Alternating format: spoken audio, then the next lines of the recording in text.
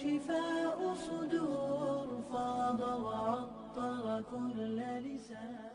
نحمده ونصلي على رسوله الكريم اما بعد فاعوذ بالله من الشیطان الرجیم بسم اللہ الرحمن الرحیم رب اشرح لي صدری ويسر لي امری واحلل عقدة من لسانی يفقهوا قولی. ربنا وابعث فيهم رسولا منهم يتلو عليهم آياتك ويعلمهم الكتاب والحكمة ويزكيهم إنك أنت العزيز الحكيم.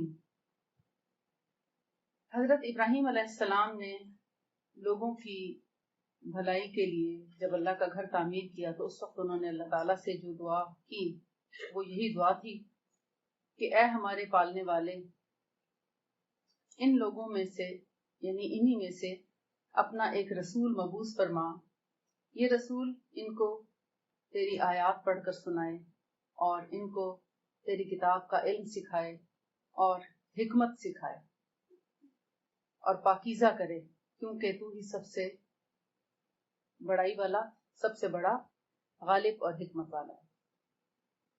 یہ جو اس میں حکمت کا لفظ استعمال ہوا ہے، یہ بیسیکلی ایک تو حکمت ہے کہ آپ کو نیکی اور برائی میں جو فرق اور امتیاز آ جاتا ہے، اور پھر آپ اپنے لیے جو راستہ منتخب کرتے ہیں ہمیشہ خیر اور بھلائی کا، جس میں پازیٹیو تھاٹ کے ساتھ پازیٹیو وے میں جا کر آپ کوئی بھی خیر اور بھلائی کا کام کرتے ہیں، چاہے وہ اپنی ذات کے لیے ہو یا دوسروں کے لیے ہو، خود کو فائدہ پہنچا رہے ہوں یا دوسروں کو فائدہ پہنچا رہے ہوں، یعنی آپ کے ہر عمل، ہر بات، ہر سوچ سے جب لوگوں کو نفع پہنچے گا تو وہ حکمت پر مبنی ہوگا.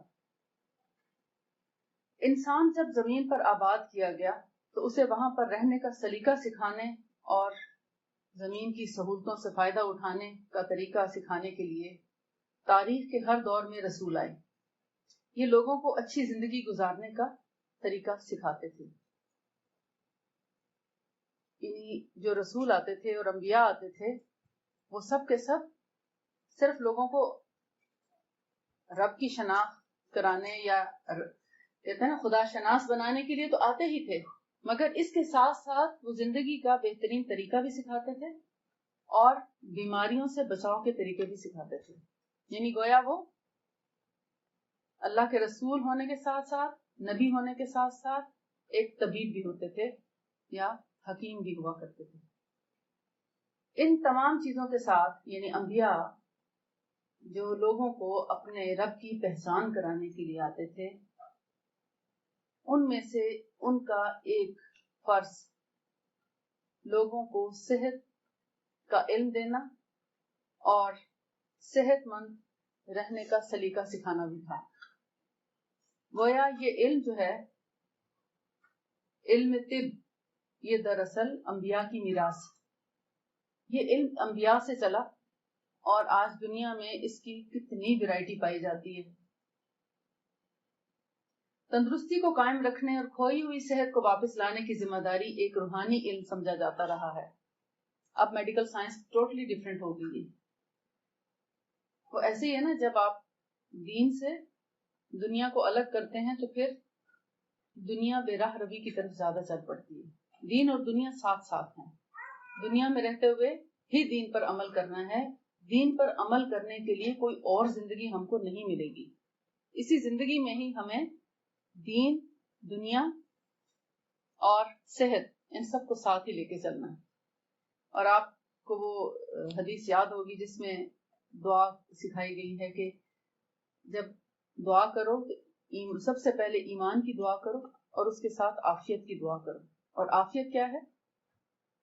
صحت مندی، تندرستی کی دعا، کہ اللہ تعالی ہمیں بیماریوں سے بچا کر صحت والی زندگی عطا کرے اور ایمان نصیب کرے. اور تاریخ کے ہر دور اور ہر مذہب میں علاج کرنے والے مذہبی پیشوا ہی نظر آتے ہیں. یعنی پچھلے دور میں ایسا ہی ہوتا تھا. مصر قدیم میں معبدوں کے پروہت علاج کرتے تھے، یعنی ان کے جو اپنے پیشوا ہوتے تھے وہی علاج بھی کیا کرتے تھے. اور شاستروں کے مطابق علاج کا علم برہما کو تھا. اس نے انسانوں کے فائدے کے لیے بھاردواج اور اس کے بعد اسنی کمار کو 1,00,000 اشلوک یاد کروا دیے تاکہ وہ لوگوں کا بھلا کر سکے. تو اس کے اندر بھی انہوں نے صحت کے بارے میں بھی ایسی کہاوتیں ایجاد کر رکھی تھی. آج کل بھی ایک نظم چلی ہوئی ہے، اکثر واٹس ایپ پہ بار بار آ رہی ہوتی ہے کہ اگر آپ صحت مند رہنا چاہتے ہیں تو آپ یہ کھائیں، اگر آپ آنکھوں کی صحت چاہتے ہیں تو یہ چیزیں کھائیں، اگر دل کی صحت چاہتے ہیں تو ان چیزوں کا استعمال کریں. تو وہ نظم سی بنا دی ہے. تو اس سے کیا ہوگا کہ لوگوں کو ایک اویئرنیس آئے گی کہ ہم نے اگر ہیلدی رہنا ہے تو ہمیں ان چیزوں سے بچنا ہوگا، اور کچھ ایسی چیزیں ہیں جن کو اپنانا ہوگا، اس سے ہم صحت مند رہ سکیں گے. اور حضرت داؤد علیہ السلام نے علم الادویہ کے اوپر سب سے پہلی کتاب لکھی. وہ علم الادویہ کے بانی تھے. یعنی خاص طور پر جب ایک علم آرگنائز ہوا اور اسٹیبلش ہوا تو وہ حضرت داؤد علیہ السلام کے زمانے میں ہوا. ان سے درخت، پودے، پہاڑ ڈائریکٹ اپنا نام بتاتے تھے، اپنے بارے میں خواص اپنے بتاتے تھے، اور یہ بتاتے تھے کہ اللہ تعالیٰ نے ہمیں انسان کے کس کس فائدے کے لیے پیدا کیا ہے. وہ اس کو لکھ لیا کرتے تھے، اور پھر ایک کتاب وجود میں آئی. اور سب سے پہلے حضرت داؤد علیہ السلام کا نام اس میں پرومیننٹ آتا ہے کہ انہوں نے طب پہ بہت کام کیا. باقاعدہ علم اگر ترتیب دیا گیا تو حضرت داؤد علیہ السلام کے زمانے میں طب کے اوپر. وَمَن يُؤْتِ الْحِكْمَةَ فَقَدْ أُوتِيَ خَيْرًا كَثِيرًا، قرآن پاک میں سورہ البقرہ میں آتا ہے، 269 آیت ہے. یعنی جس کو حکمت عطا کر دی گئی اس کو لوگوں کی بھلائی اور خیر خائی کا بہت بڑا ذخیرہ عطا کر دیا گیا. اور حکمت یہی ہے کہ آپ اپنے کھانے پینے میں سوچ سمجھ کے کھائیں، اپنے سونے کے لیے مناسب وقت تجویز کریں کہ آپ نے سونا کب ہے، آپ نے جاگنا کب ہے، تاکہ آپ کی صحت برقرار رہے اور آپ کو بیماری آپ کے قریب بھی نہ آئے، اور آپ پہلے اپنا ایک ہیلدی فیملی اسٹیبلش کریں اور اس کے بعد ایک ہیلدی سوسائٹی اسٹیبلش کریں. آج ہمارے معاشرے میں بہت سی بیماریاں ہیں، اور میں سمجھتی ہوں کہ اس میں عورت کا بہت بڑا رول ہے. عورت نسلیں تیار کرتی ہے. ایک ماں جو ہے وہ اپنی اولاد کو جو کچھ سکھاتی ہے اس کا اثر کئی خاندانوں پر جاتا ہے، اور اس سے آگے پھر ان افراد کا جو مختلف خاندانوں کے ساتھ جیسے رشتے ہوتے ہیں نا، مثلا ایک آپ میں سے جو مائیں ہیں ان کے جو جتنے بچے ہیں، کسی کے 2 4 6 8 جتنے بھی ہو سکتے ہیں، تو وہ ان کا 2 4 6 8 خاندانوں سے آگے رابطہ ہوگا. جہاں جہاں ان کے رشتے ہوں گے، بچیاں ہوں گی یا بچے، ان پر ان کے اثرات مرتب ہوں گے. اگر ایک ماں کے پاس دین کے علم کے ساتھ ساتھ صحت کا علم بھی ہے تو وہ ماں اپنے نیکے کے لیے بھی، یعنی اپنے بہن بھائیوں، ماں باپ، اپنی اولاد، اس کے لیے بھی باعث رحمت ہے کہ اس کے پاس حکمت کا ایک خزانہ ہے.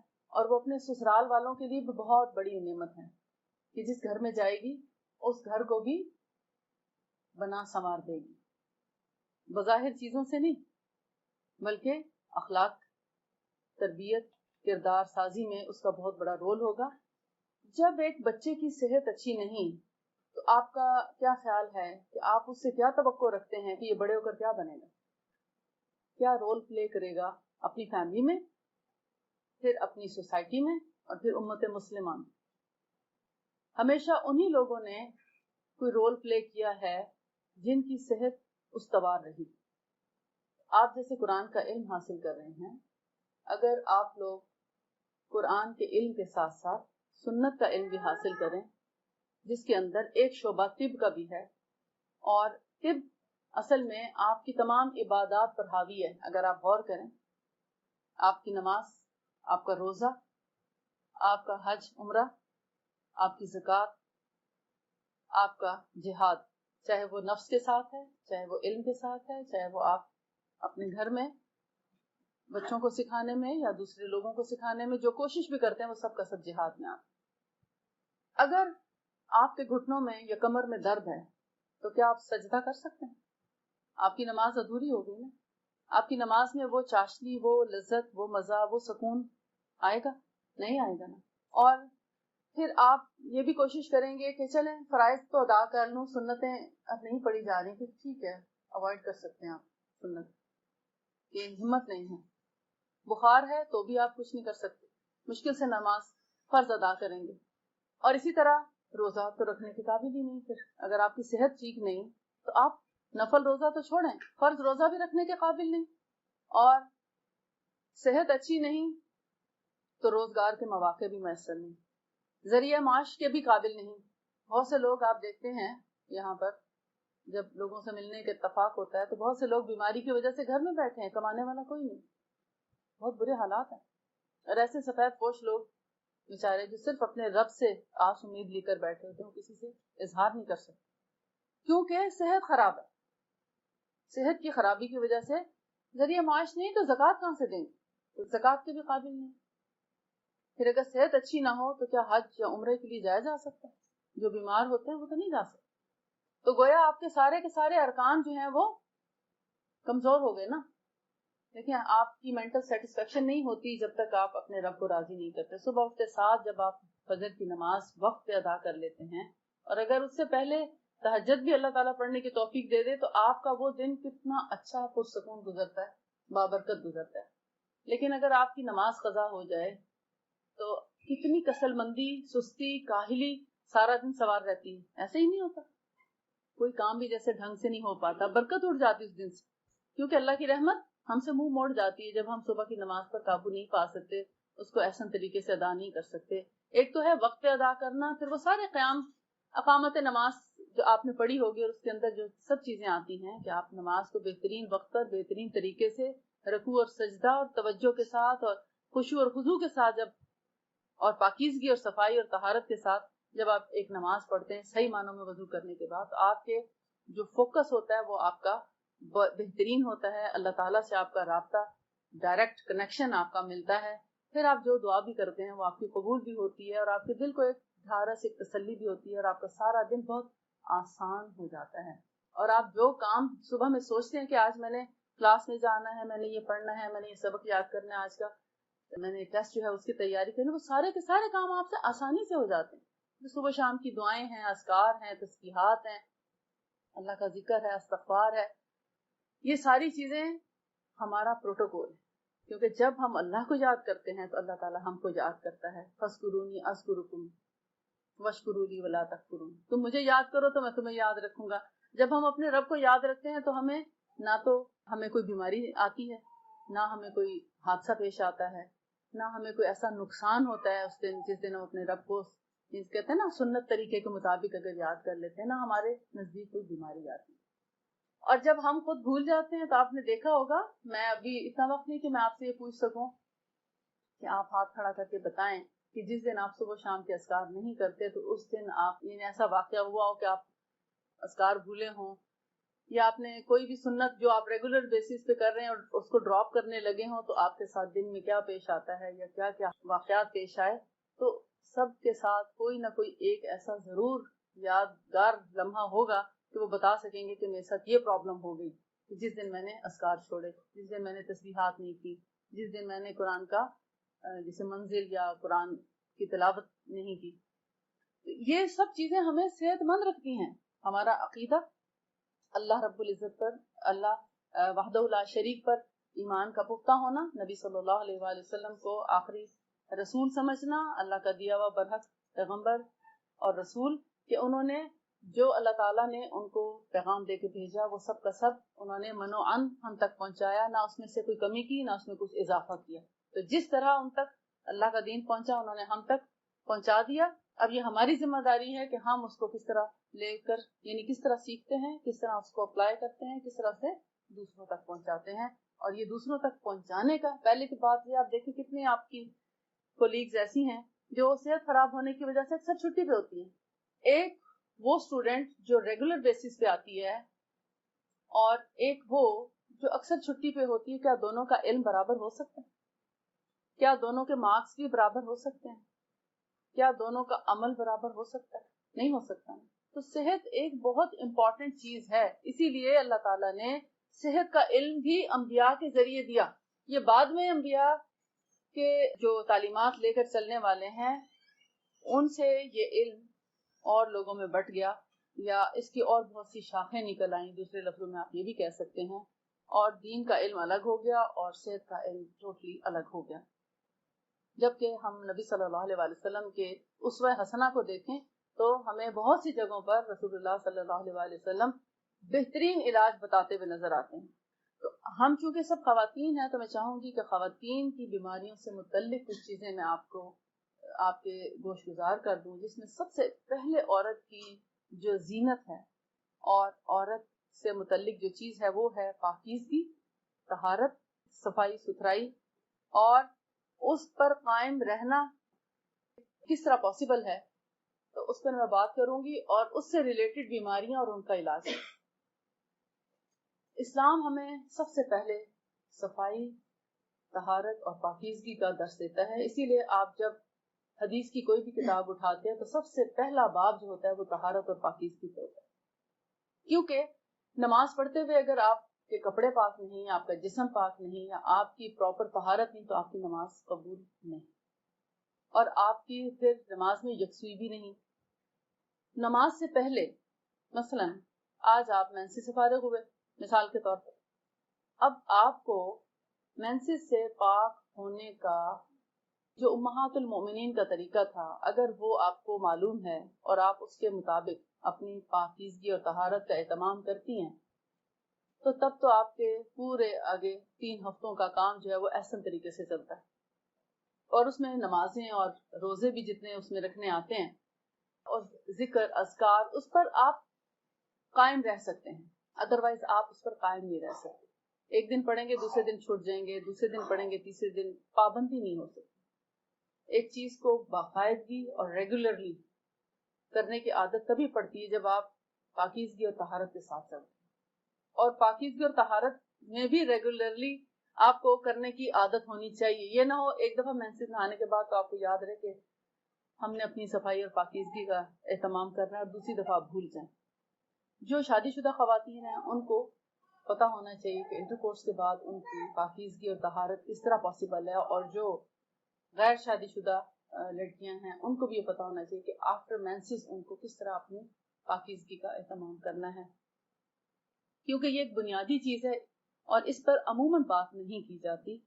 اور میں نے ایسی کئی خواتین کو دیکھا جو بڑھاپے میں جا چکی ہوتی ہیں لیکن ان کو یہ نہیں پتا ہوتا کہ طہارت کس کو کہتے ہیں. مینسز کے بعد یا ہسبینڈ وائف کے ریلیشن کے بعد آپ کو سب سے پہلے جو چیز چاہیے وہ ہے استنجا کرنا، یعنی اپنے ہاتھوں کو دھونا. ہاتھوں کو دھونے کے بعد استنجا کرنا. اور یہ تو آپ کو پتہ ہی ہے کہ اگر آپ رائٹ ہینڈ سے پانی استعمال کرتے ہیں تو لیفٹ ہینڈ سے استنجا کرتے ہیں. اور اس کے بعد یعنی اپنے پرائیویٹ پارٹ کو دھونے کے بعد آپ کو انٹرنل صفائی کی ضرورت ہوتی ہے آفٹر مینسز، جس کے لیے جو شادی شدہ خواتین ہیں ان کا طریقہ تھوڑا مختلف ہوگا اور جو غیر شادی شدہ خواتین ہیں ان کا طریقہ تھوڑا مختلف ہوگا. یعنی جو غیر شادی شدہ ہیں وہ تو جیسے ایئر بڈ ہوتی ہے نا، ایئر بڈ کاٹن بڈ ہوتی ہے، اس کو بھی اگر تھوڑا سا ویجائنا میں ہلکا سا اس کو جیسے دیکھنا ہوتا ہے ٹیشو کے ساتھ، آپ لوگ دیکھتے ہیں کہ پیریڈز آپ کے ختم ہو گئے یا نہیں، چیک کرتے ہیں آپ تھوڑا سا پریس کر کے آپ دیکھتے ہیں کہ پیریڈز ختم ہو گئے، کلر تو نہیں آ رہا. جب تک کلر آتا ہے آپ اس کو پیریڈز کاؤنٹ کرتے ہیں. اور جب آپ کا یعنی اس سے ہٹ کے استحاضہ وغیرہ سے ہٹ کے بات ہو رہی ہے، نارمل مینسز کی بھی بات ہو رہی ہے، تو جب تک کلر آتا ہے اس کا مطلب آپ کے مینسز ختم نہیں ہوئے. جہاں ٹرانسپیرنٹ پانی آپ کو لگتا ہے کہ اب آ رہا ہے تو آپ سمجھتے ہیں کہ آپ پاک ہو گئے ہیں، اب آپ کو نہانے کی ضرورت ہے. تو نہانے سے پہلے آپ کو ویجائنا کو کلین کرنے کی ضرورت ہوتی ہے. آج کل تو کافی سہولت ہے، مسلم شاور ہے، آپ اس کو شاور سے کافی حد تک اندر تک کلین کر لیتے ہیں. لیکن ایون دین آپ کو تھوڑا سا تسلی کے لیے بعض اوقات ہوتا ہے نا، جیسے کسی چیز کا اگر فرض کریں اس کا گلا تنگ ہے نا، اس بوٹل کا مثال کے طور پر، نیچے تو اس کا حجم زیادہ ہے لیکن آگے منہ اس کا تنگ ہے. اگر اس کا منہ سوراخ تنگ ہے تو آپ کو میک شور کرنا ہوتا ہے کہ کم از کم سوراخ پوری طرح صاف ہوا کہ نہیں. آپ دیکھیں کہ اگر اس کا ذرا سا بھی سوراخ بند ہو تو اسپرے نہیں ہو سکتا. ایسے ہی اگر اس میں ذرا سا بھی کچرا ہو تو اس کا مطلب یہ اس کا منہ صاف نہیں ہے. اسی طرح ہماری ویجائنا جب تک پوری طرح صاف نہیں ہے تو ہم نہا بھی لیں گے تو پاک نہیں ہے. اس لیے اس کو تھوڑا سا کاٹن بڈ کے ذریعے ذرا سا ان سائڈ جہاں تک آپ کمفرٹیبل فیل کریں وہاں تک، یہ نہیں کہ آپ اپنے آپ کو زخمی کر لیں، زبردستی اس کو اتنا آگے تک نہ لے جائیں کہ آپ کو کوئی تکلیف پہنچے. احتیاط کے ساتھ اس کو کلین کریں اور پھر اس کو پانی کے ساتھ اچھے سے واش کرنے کے بعد آپ پھر اپنے ہاتھ دھوئیں اور پراپر وضو کریں جیسے کہ وضو کیا جاتا ہے، کلی کی جاتی ہے ناک میں، اور ساتھ ہی ناک میں پانی چڑھایا جاتا ہے۔ کلی اور ناک میں پانی چڑھانے کا بھی جو مسنون طریقہ ہے وہ یہ ہے کہ آپ جب ہاتھ میں پانی لیتے ہیں تو آدھا پانی آپ منہ میں ڈالیں اور پھر منہ بند کر لیں، اور آدھا پانی ساتھ ہی ناک میں چڑھا کے کلی کریں۔ کلی تو آپ کر رہے ہیں، یعنی حلق تک اس پانی کو لے جائیں، اور پھر ناک کو سنکارنا ہوتا ہے نا، رائٹ سے لیفٹ سے، اور پھر دونوں کو اکٹھا بھی۔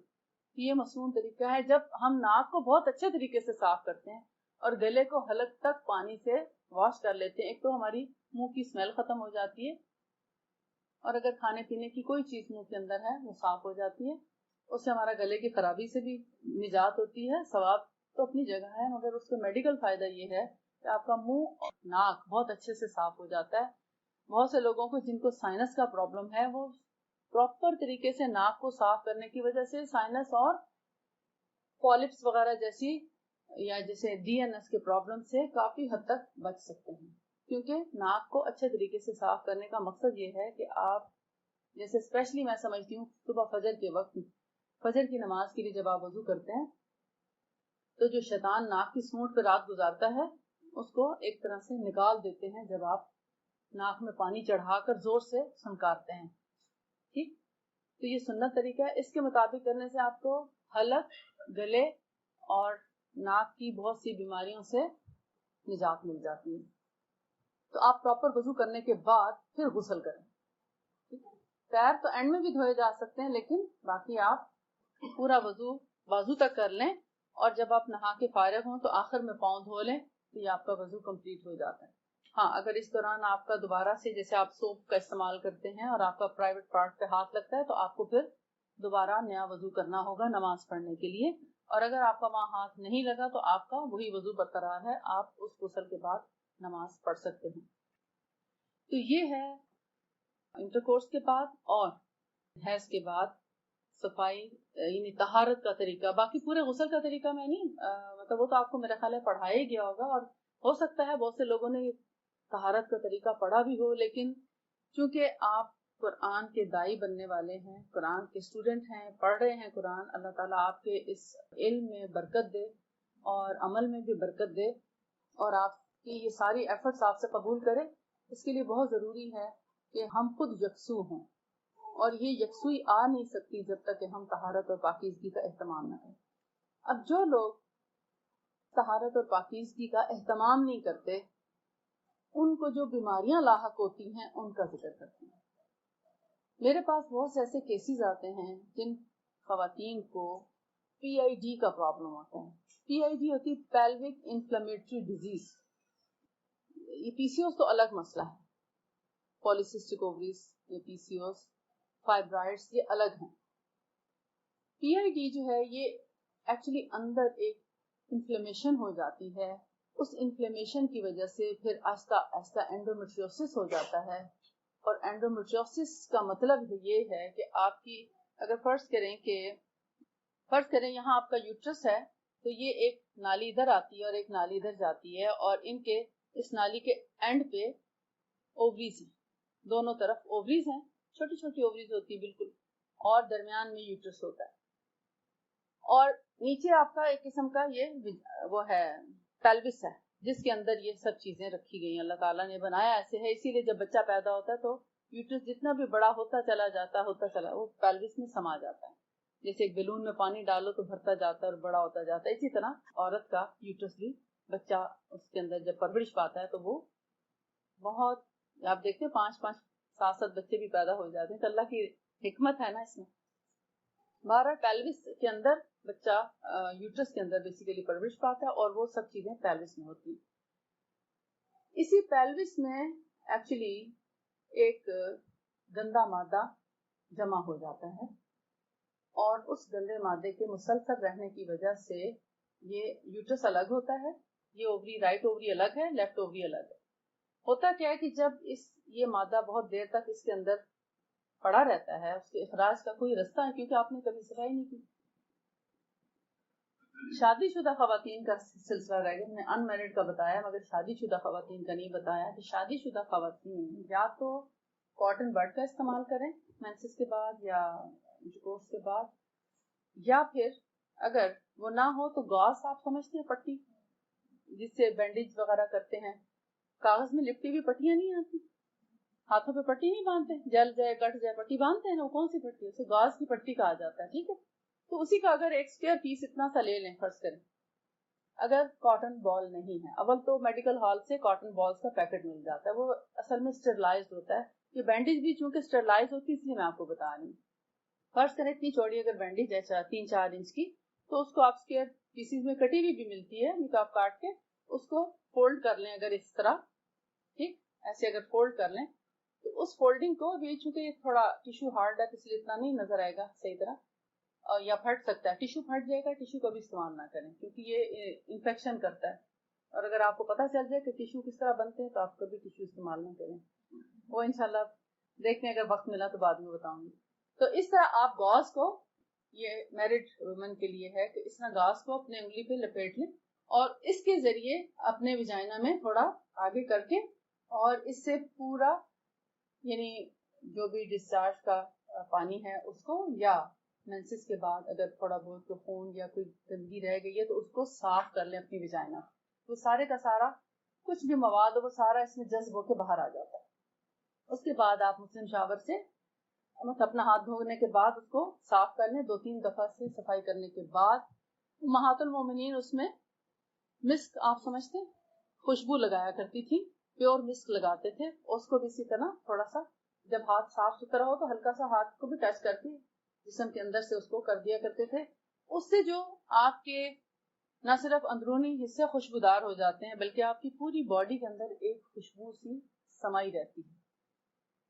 آپ پورے کے پورے معطر رہتے ہیں مگر ان سائڈ, یعنی باہر آپ کی خوشبو نہیں پھیلتی. تو یہ خوشبو لگانا جو ہے, ہر پرفیوم اور ہر خوشبو نہیں لگتی, اس کے لیے اسپیشل خوشبوئیں بھی ملتی ہیں. آپ اس کو اگر پوچھیں تو عود ابیض کے نام سے بھی ملتا ہے یہاں پر عطریات وغیرہ کے شاپ پہ. تو اس کو آپ یعنی کپڑے پہ لگا کے بھی لگا سکتے ہیں, ہاتھ پہ لگا کے بھی ان سائڈ یوز کر سکتے ہیں میریڈ خواتین.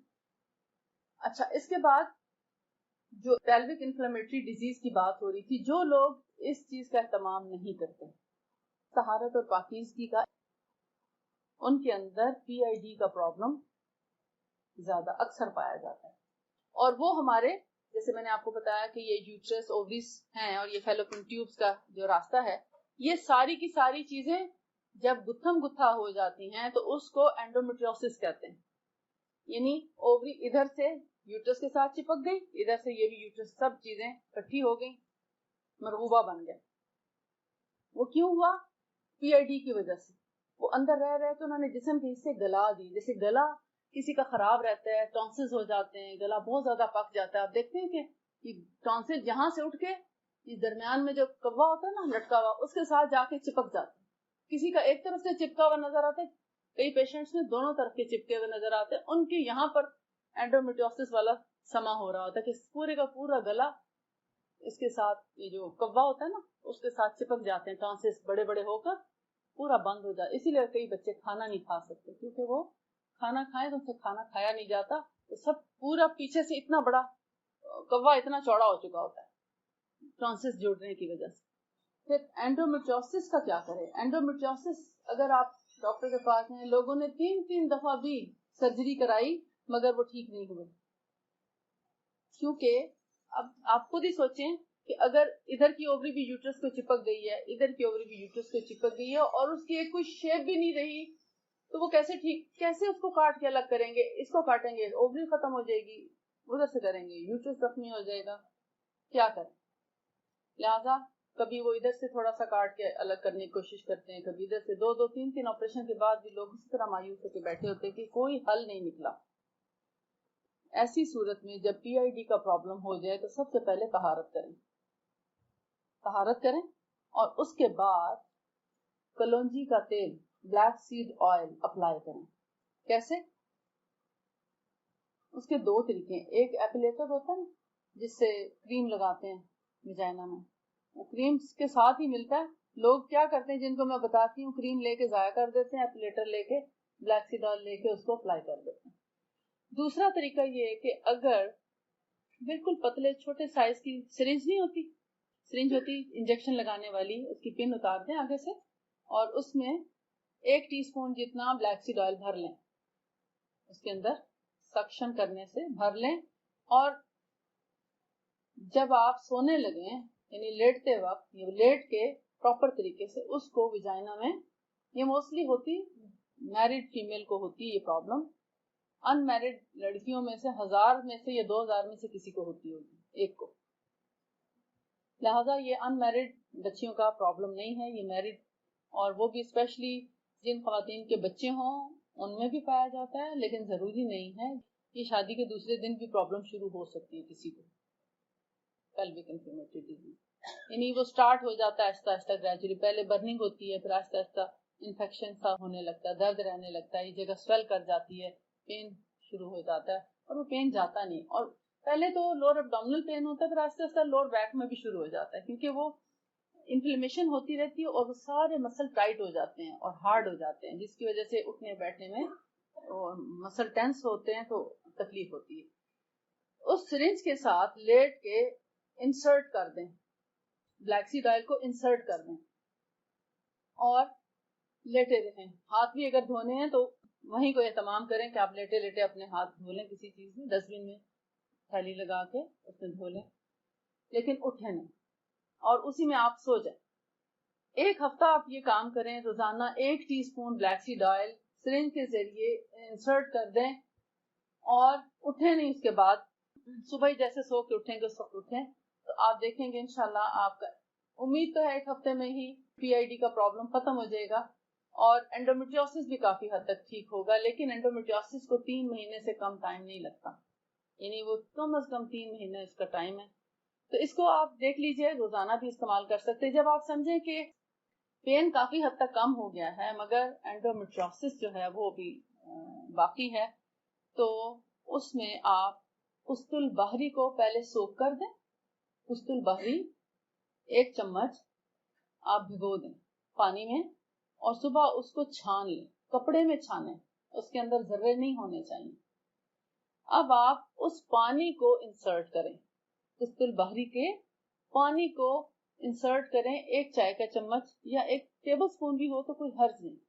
یعنی پہلا ہفتہ آپ بلیک سیڈ آئل یوز کریں گے, دوسرا ہفتہ جو ہے وہ قسط البحری کا استعمال شروع کریں. بھلے 3 مہینے قسط البحری استعمال کریں, کوئی حرج نہیں. جب تک آپ کی رپورٹ ٹھیک نہیں آ جاتی آپ مہینہ 2 مہینے یا 3 مہینے استعمال, بے ضرر سی چیز ہے قسط البحری کا پانی یا اس کا ارک کہہ لیں, اس میں کوئی ذرے نہ ہو تو اچھا ہے, وہ آپ استعمال کریں. انشاءاللہ آپ کے نہ صرف یہ کہ پیلوک انفلیمیٹری ڈیزیز ٹھیک ہوگی, انفلیمیشن بھی ٹھیک ہو جائے گی, آپ کا لوور ابڈومینل پین بھی ٹھیک ہو جائے گا, اس میں جو ٹائر بنا ہوا ہے وہ بھی ختم ہو جائے گا, اس کا حجم اور سائز بھی کم ہو جائے گا انشاءاللہ.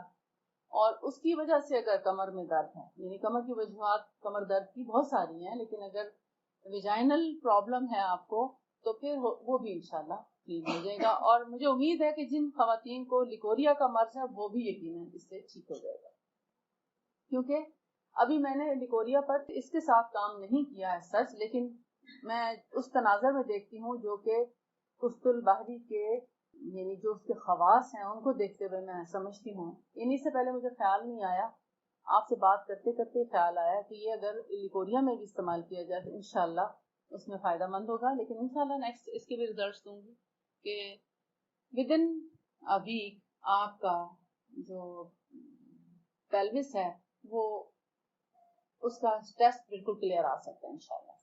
اور وہ خواتین جن کو آؤٹ سائڈ ایریا میں, جیسے ایک تو ہیری ایریا ہوتا ہے نا, بال ہوتے ہیں جہاں پر ادھر بھی اور انڈر آرم انڈر لیگ دونوں جگہ, اگر وہاں پر کوئی دانہ بن جاتا ہے یا سسٹ بن جاتی ہے, یا بار بار وہاں پس پڑتی ہے اور وہاں سے خون نکلتا ہے, وہاں خارش ہوتی ہے, 1 یا 2 دانے بن جاتے ہیں, ان کو بھی کلونجی کا تیل لگاتے رہنا چاہیے جب تک کہ وہ دانہ ٹوٹ کے پھٹ کے صاف نہ ہو جائے اور اس کی انفلیمیشن خارش بالکل ختم نہ ہو جائے. وہ پھٹ بھی جائے پھر بھی بلیک سیڈ آئل لگائے رکھیں. اپنے باتھ روم میں رکھیں اور جب باتھ روم جائیں صاف ستھرا کرنے کے بعد ایک چیز آپ اور بھی خیال رکھیں کہ جب بھی باتھ روم جاتے ہیں خواتین خاص کر تو اپنے لیے انڈر لیگ صفائی کے لیے ایک چھوٹا ٹاول رکھیں اور جیسے آپ اپنا منہ خشک کرتے ہیں وضو کے بعد یا منہ ہاتھ دھونے کے بعد اسی طرح آپ اپنے انڈر لیگ ایریا کو استنجا کرنے کے بعد خشک کریں. خاص کر وہ لوگ جن کو کوئی نہ کوئی انسائڈ پرابلم ہے, مثلا لیکوریا کا پرابلم ہے یا بار بار پیشاب آنے کا مسئلہ ہے یا پیشاب لیک ہو جانے کا مسئلہ ہے یا پیشاب کنٹرول نہ ہونے کا مسئلہ ہے یا یو ٹی آئی کا پرابلم ہے, ایسے لوگ اپنے آپ کو صاف ضرور کریں اور ڈرائی کر کے باہر آئیں. کیونکہ جو خواتین اپنے آپ کو گیلا ہی رکھتی ہیں, مثلا استنجا کیا اٹھ کے باہر آ گئے نماز پڑھی سب کچھ, وہ اندر ان کی شلوار بھیگی سی رہتی ہے, گیلی گیلی رہتی ہے اور اسی سے اصل میں انفیکشن پھیل رہے ہوتے ہیں. اچھا ابھی وہ پوری طرح سوکھتی نہیں کہ پھر باتھ روم جانے کا ٹائم آ جاتا ہے, پھر باتھ روم جاتی ہیں, پھر استنجا کرتی ہیں, پھر اور گیلا کر کے آ جاتی ہیں, تو ایسے بیکٹیریل انفیکشن جو ہیں وہ کامن ہو جاتے ہیں اور کثرت سے بیمار رہنا شروع ہو جاتی ہیں. تو بہتر یہ ہوتا ہے کہ آپ اپنے آپ کو ڈرائی کر کے اور پھر پہنے اور ہر روز ٹاول کو بدلیں. یعنی ایک دن اگر آپ نے جو ٹاول استعمال کر لیا اس کو دھو کے دھوپ میں ڈالیں اور دوسرا جو ہے وہ استعمال کرنا شروع کریں خشک, اور اسی طرح ہر روز تبدیل کرتے رہیں. ایک ہی ٹاول کئی دن استعمال نہ کریں, پھر آپ کو اس سے بھی پرابلم ہونے لگے. تو اس طرح صفائی اور ستھرائی کا بہت زیادہ اہتمام کریں, آپ کو بہت سے مسائل جو ہیں وہ حل ہو جائیں گے. اور یہ وہ مسائل ہیں جو آپ نہ کسی میل ڈاکٹر کے ساتھ شیئر کر سکتے ہیں, ایون لیڈی ڈاکٹر کے ساتھ بھی بعض اوقات شرما جاتی ہیں خواتین, نہیں بتاتی اور تکلیف اور اذیت سہتی رہتی ہیں اور زندگی گزر جاتی ہے. نہ نماز میں توجہ ہے, نہ قرآن میں توجہ ہے, نہ روزے میں توجہ ہے, نہ گھر والوں کے ساتھ حسن اخلاق کے ساتھ جو ہے وہ بات چیت کرنے کا وہ ہے, نہ بچوں کے ساتھ کوئی شیئر کرنے کا یا ان کو تربیت کی طرف کی توجہ, کیونکہ وہ ان سائڈ تکلیف محسوس کر رہی ہوتی ہیں, اظہار کسی سے کرنا نہیں چاہتی شرم کے مارے اور اذیت اٹھاتی ہیں. کسی کو پتا نہیں کہ ان کا مسئلہ کیا ہے, مگر وہ بیسیکلی مسائل یہی ہوتے ہیں. اور کچھ خواتین کو یہ بھی پرابلم ہوتا ہے, یعنی شرمگاہ کے ارد گرد جو جگہ ہوتی ہے کنارے جن کو میجر لپس کہتے ہیں, اس کے سائڈ پہ ایک یسٹ انفیکشن ہو جاتا ہے. سمجھتے ہیں نا یسٹ انفیکشن, وہ ایسے اسپیس پہ پاؤڈر سا جم جاتا ہے کناروں پہ اور اس سے خارش ہوتی ہے, اتنی خارش ہوتی ہے کہ خارش کیے بنا بھی نہیں رہ سکتے, اور خارش کر لیں تو ایک اور مرچوں والی جلن شروع ہو جاتی ہے اور تکلیف ہوتی ہے. بہت کچھ اپلائی کر بیٹھتی ہیں لیکن آرام نہیں آتا. اس کا بھی سب سے اچھا علاج کلونجی کا تیل ہے. جب بھی باتھ روم جائیں اپنے جسم کو خشک کریں تو اس کے بعد ہاتھ دھو کے صاف کر کے اور اس کے ساتھ آپ اپنے جسم کے ارد گرد جہاں بھی یسٹ انفیکشن ہے وہاں پر انگلی کے ساتھ فلیکس سیڈ آئل لگا لیں جہاں جہاں پرابلم ہے. اگر دانے کہیں نکلے ہوئے ہیں بالوں والی جگہ پر, ان جگہوں پر بھی بلیک سیڈ آئل لگائیں, لیکن وہ ہاتھ آپ ان سائڈ یوز نہ کریں. اگر ان سائڈ ہے کوئی پرابلم وہ دوسری انگلی سے کریں, اور اگر ہیئر ایریا پر ساتھ ہی کوئی دانے وغیرہ نکلے ہوئے تو اس کے لیے دوسری انگلی استعمال کریں. اور آئل رکھنے کے لیے ہمیشہ چھوٹی سی ڈبی الگ سے رکھیں, بڑی بوٹل سے آئل نہ لیں, اس سے ایک تو تیل ضائع ہوتا ہے, اتنا قیمتی اور اتنا یعنی میں تو سمجھتی ہوں قابل قدر تیل ہے کہ اس کو اس طرح ضائع زمین پہ قطرے نہ گریں, ضائع نہ ہو, تو احتیاط سے استعمال کریں اور اس کی قدر کریں کہ اللہ تعالیٰ نے کتنی بہترین چیز آپ کے لیے پیدا فرمائی اور اس میں کتنا بہترین علاج رکھا ہے. نبی صلی اللہ علیہ وسلم نے فرمایا کہ ہر بیماری سے شفا کلونجی اور اس سے بنے ہوئے جو بھی کلونجی کے ساتھ اس کا پاؤڈر کر کے استعمال کریں, اس کا تیل بنا کے استعمال کریں, سوائے موت کی ہر چیز سے شفا ہے اس میں. تو جب اتنی قیمتی چیز اور اتنی اچھی چیز ہے اس کی قدر بھی کرنی چاہیے, چیزوں کو ایسے ویسٹ نہیں کرنا چاہیے, احتیاط کے ساتھ کریں, اللہ کا شکر ادا کریں کہ جہاں بیماری آئی ہے تو ساتھ ہی اس کی شفا بھی آئی ہے, مگر ہمیں معلوم نہیں ہوتا, ہمارے گھر میں ایک چیز پڑی ہوتی ہے مگر اس کا طریقہ ہمیں نہیں آ رہا ہوتا. تو یہ ہے خواتین کی جو بیسک پرابلمز ہیں, بچوں کی پیدائش اور پیدائش کے بعد کے جو مسائل اور پرابلمز ہیں. آپ کلونجی کے تیل سے اپنے بہت سے مسائل کو حل کر سکتے ہیں. اور کستل ہندی سے دو چیزوں کے بارے میں آپ کو صرف 2-4 سینٹنس میں بتانے کی کوشش کرتی ہوں.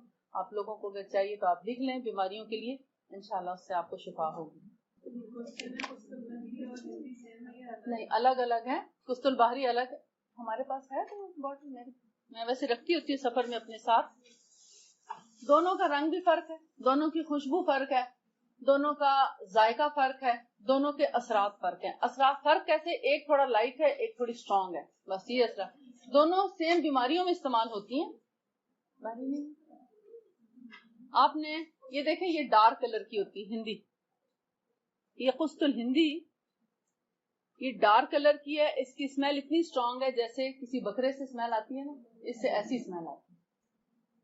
اور جو باہری ہے اس کا ٹیسٹ بالکل ایسے جیسے لکڑی ہے, لکڑی جیسا ٹیسٹ ہے, لکڑی جیسا اس کا رنگ ہے, اور اس کا رنگ اس طرح آف وائٹ ہے, جیسے اس میں ہلکا رنگ ہے نا, اس طرح کا رنگ ہے اس کا. اور یہ ڈارک, یہ اصل میں دردوں کے لیے بہت اچھی ہے قسط الہندی, انفیکشنز کے لیے بہت اچھی ہے. جن لوگوں کو PID کا پرابلم ہے, جن لوگوں کو دانے نکل رہے ہیں, جن کو خارش نکل رہی ہے, خون صاف نہیں ہے, جو کام ہجامہ کرتا ہے نا وہی کام قسط الہندی بھی کرتی ہے.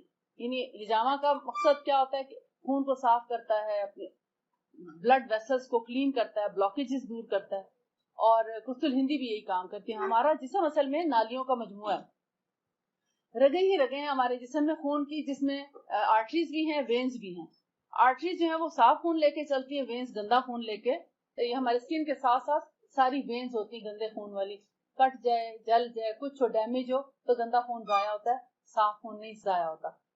تو کہتے ہیں کہ ایک ابھی جو ریسرچ آئی ہے کہ ایک انسان کے جسم میں اتنی رگیں پائی جاتی ہیں. آپ دیکھیں ہماری ہڈیوں سے بھی رگیں گزر رہی ہیں, خون گزرتا ہے تبھی تو ہڈی بڑھتی ہے, اگر خون نہ گزرے تو ہڈی کیسے بڑھے؟ تو ہڈیوں کے اندر بھی خون پایا جاتا ہے. تو یہ ساری رگیں اگر سی کے یعنی اکٹھی جوڑ کے ان کی لینتھ بنائی جائے تو جو ہماری زمین ہے نا پوری, اس کے گرد ایک نہیں, دو نہیں, 2.5 چکر لگ جاتے ہیں. سبحان اللہ. تو ایک انسان کے اندر خون کی اتنی نالیاں ہیں, اور ان میں سے اگر ایک بھی بلڈ ویسل بلاک ہو جائے تو کہیں ٹیومر بنے گی, کہیں سسٹ بن جائے گی, کہیں فائبرائڈ بنے گا, کہیں ٹانسلز بنیں گے, کہیں ویسے درد شروع ہو جاتا ہے, کہیں انفلیمیشن ہو جاتی ہے. اب اگر وہ خون کی نالی کو کلین کر دیا جائے, ایسی جیسے گٹر صاف کرتے ہیں مثال کے طور پر, تو گٹر بھی ہمارے گندے, سارا جو گندگی ہے ہماری اس کا ایک نظام ہے نا, سیوریج سسٹم, تو اس میں بھی کہیں بلاکیج آ جائے تو سارا شہر گندا ہو جاتا ہے, اور اگر اس ایک بلاکیج کو دور کر کے اس کو رواں کر دیا جائے تو سارا شہر صاف رہتا ہے. تو یہ بھی آپ سمجھیں کہ جہاں کہیں ایک بلاکیج ہوتی ہے اس سے ہمیں کوئی نہ کوئی پرابلم, کہیں گینگلین بن جاتے ہیں, یہاں پہ گینگلین آپ سمجھتے ہیں, کہیں انفلیمیشن ہو جاتی ہے ہڈی کی, زخم ہو جاتے ہیں, پھوڑے, پھنسیاں, پمپل, کہیں بال گرنا شروع ہو جاتے ہیں, دردیں شروع ہو جاتی ہیں. جس جگہ آپ کو درد ہے وہ تو اسپیشلی, لیکن اس کی جو ٹنل ہے یا اس کا جو پیسج ہے اس کو بھی کلین کرنا ضروری ہے, اور اس کے ساروں کا میسیجز جاتے ہیں حرام مغز. یہ حرام مغز ہمارا ریڑھ کی ہڈی میں ہوتا ہے.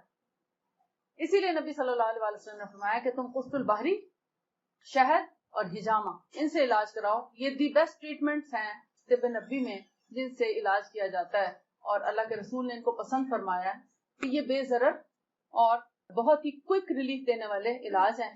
اور اگر آپ کی کوئی رگ بلاک, مثلا آپ کے اگر یہ مونڈے میں درد ہے, فروزن شولڈر ہے, فرض کریں فروزن شولڈر تو ہے, آپ اس کی دوائیاں کھا رہے, پین کلر کھا رہے ہیں, یہ کبھی نہیں جائے گا. ہاں کبھی کسی کہتے ہیں نا اللہ کا حکم آ گیا اور کسی دعا سے کچھ کم ہو جائے تو الگ بات ہے, ادروائز دواؤں سے کبھی نہیں جائے گا.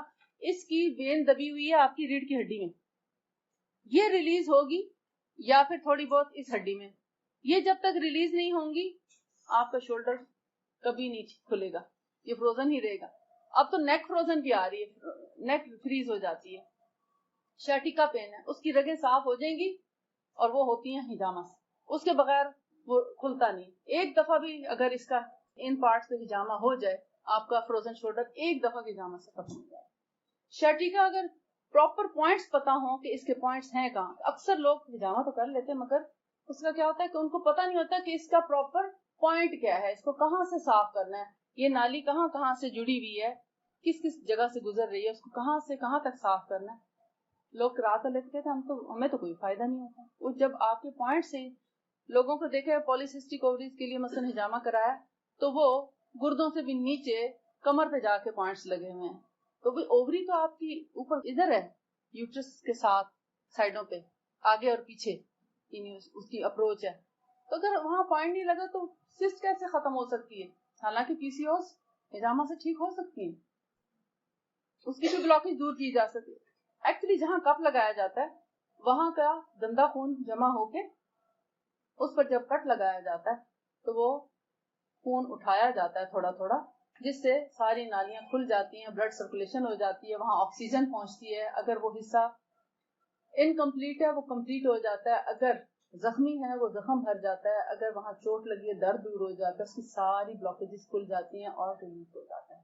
تبھی تو نبی صلی اللہ علیہ وسلم جب معراج پہ تشریف لے گئے تو آپ نے فرمایا کہ مجھے حکم دیا گیا، اور میرے پاس فرشتوں کا جو بھی گروہ گزرتا تھا وہ یہی کہتا تھا کہ یا رسول اللہ صلی اللہ علیہ وسلم آپ اپنی امت کو حجامہ کا حکم دیں کہ اللہ تعالیٰ نے اس میں بہت شفا رکھی.